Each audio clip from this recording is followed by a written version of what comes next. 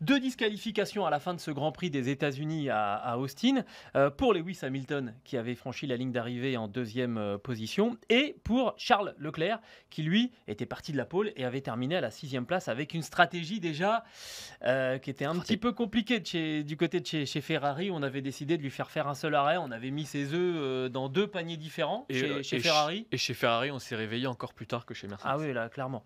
Alors, on va expliquer cette histoire de disqualification. Pour ceux qui suivent la Formule 1, ce que je vais dire, c'est une évidence, mais il y a souvent des nouveaux, donc on va leur expliquer. Sous les monoplaces de Formule 1, il y a un patin en bois qui est installé et qui permet aux commissaires techniques de vérifier si les voitures ne sont pas trop basses et si elles ne frottent pas trop au sol. Donc c'est une planche en bois tout bête, ce qui tranche un peu avec la modernité du carbone et des Formule 1. C'est de la résine d'ailleurs, c'est du Oui, bois composite. voilà. Bon, en tout cas, la densité est très, très réglementée. Le mode de fixation aussi très, très réglementé. Et l'épaisseur, je crois que ça ne doit pas passer sous les 9 mm C'est ça. à la fin du Grand Prix.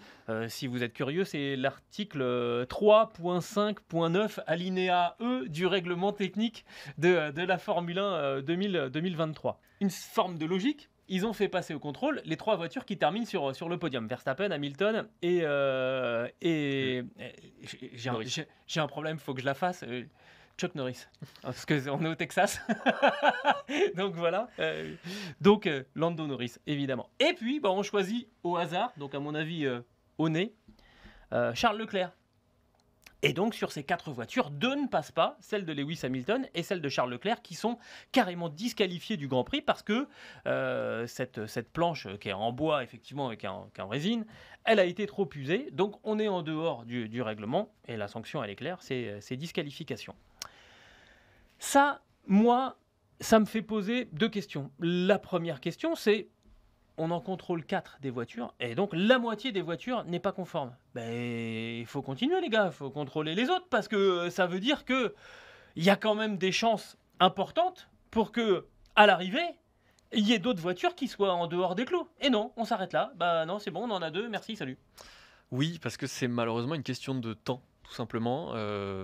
Alors, pour faire simple, le dossier qui a été diffusé après ces analyses-là, il fait déjà 5 ou 6 pages, je crois. Il y a un nombre incalculable de points qui ont été checkés par les commissaires de la FIA.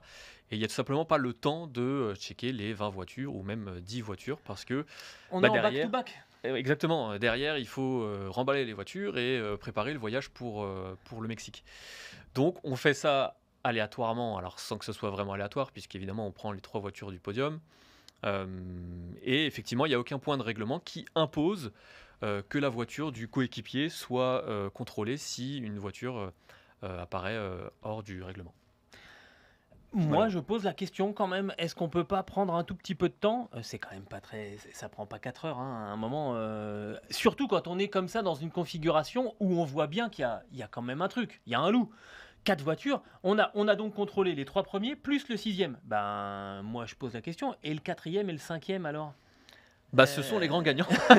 Ça, c'est clair. Non, mais alors effectivement, c'est de la supputation. On ne peut pas dire Non, la voiture de Carlos Sainz était hors du règlement. Mais on ne sait pas. Mais on ne sait pas. Exactement. Il y a un doute. Et c'est valable pour Carlos Sainz, mais c'est valable pour tout à fait. tous les autres. Bien sûr. Pas, voilà, on vise pas l'Espagnol. Ça, c'est la première question. La deuxième question, c'est, alors on décrète que les autos de Lewis Hamilton et de Charles Leclerc n'étaient donc pas en conformité avec le règlement pour le Grand Prix. D'accord. Mais elles étaient en conformité avec le règlement pour la course sprint, sachant que entre la course sprint et le Grand Prix, les autos, elles sont en parc fermé, elles n'ont pas bougé, c'est les mêmes.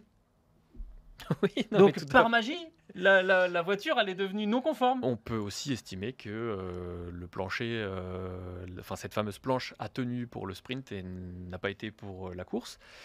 D'ailleurs, c'est l'une des justifications données à la fois par Mercedes et Ferrari, c'est que si on n'a pas pu anticiper ce problème, c'est parce qu'on a eu trop peu de séances d'essai et qu'on n'a pas pu bien jauger l'impact des fameuses bosses d'Austin, parce qu'Austin est un circuit formidable, mais c'est un circuit qui est construit sur du sable mouvant, quasiment. Oui, sur du sable déjà.